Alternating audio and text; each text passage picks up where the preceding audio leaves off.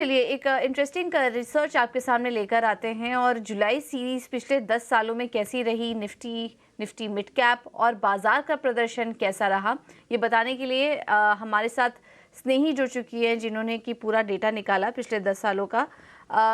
स्नेही बताइए 10 सालों में किस तरह का प्रदर्शन रहा है बाजार में, जुलाई सीरीज की अगर बात करें तो।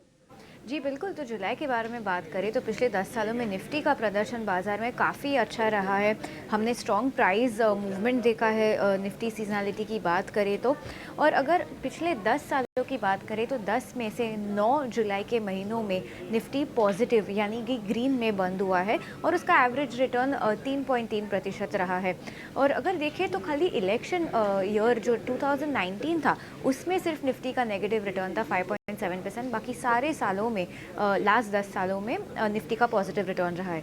और अब फोकस शिफ्ट करते हैं निफ्टी से निफ्टी मिड कैप के बारे में बात करते हैं। निफ्टी मिड कैप ने भी काफ़ी स्ट्रॉन्ग सीजनलिटी दिखाई है पिछले 10 सालों में। 8 में से 10 सालों ऐसे हुए हैं जहां पे निफ्टी मिड कैप ग्रीन में क्लोज हुआ है। एवरेज रिटर्न 3.4% रहा है। और ऐसे 2 ही साल जहां पे निफ्टी मिड कैप रेड में बंद हुआ है वो इलेक्शन के साल थे 2014 और 2019।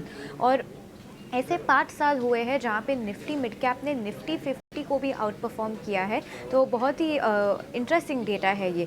और अभी सेक्टोरल इंडाइसेस के बारे में बात करें तो निफ्टी फाइनेंशियल और एमएनसी 10 में से 9 साल ग्रीन में क्लोज हुए हैं। निफ्टी आईटी, फार्मा, बैंक और ऑटो भी 10 में से 8 साल ग्रीन में बंद हुए हैं। और निफ्टी एफएमसीजी, आईटी और फार्मा ने निफ्टी को आउट परफॉर्म किया था इलेक्शन के सालों में भी 2014 और 2019 में। तो इन काउंटर्स, इन इंडाइसेस पर खास कर ध्यान बनाए रखना क्योंकि जुलाई में बहुत ही पॉजिटिव मूव्स एक्सपेक्टेड है इस इंडाइसेस में से।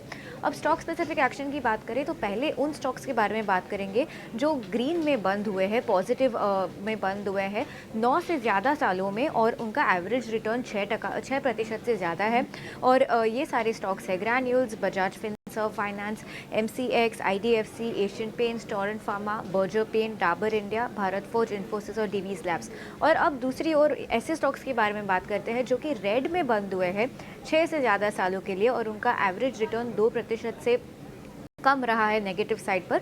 3 स्टॉक है इस बास्केट में, वोडाफोन, ओएनजीसी और टीवीएस मोटर। तो इन सारे स्टॉक्स पर भी एक कड़ी नज़र बनाए रखिएगा कि जुलाई में इन पर क्या असर होता है।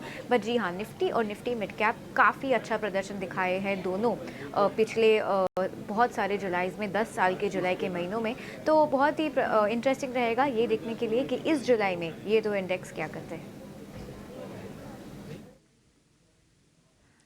बिल्कुल, तो ये निफ्टी और निफ्टी मिड कैप के पिछले 10 सालों का ट्रेंड एनालिसिस करके हमने आपके सामने रखा। कुछ चीज़ें कॉमन निकल कर आई, कहीं कहीं प्रदर्शन काफ़ी कॉमन लग रहा था, एक ट्रेंड नज़र आया पिछले 10 सालों का। जैसे कि अगर निफ्टी मिड कैप की बात करें तो 10 सालों में जुलाई में 8 बार हरे निशान में बन रहा, कुछ स्टॉक स्पेसिफिक एक्शन भी अभी आपको स्नेही बता रही थी।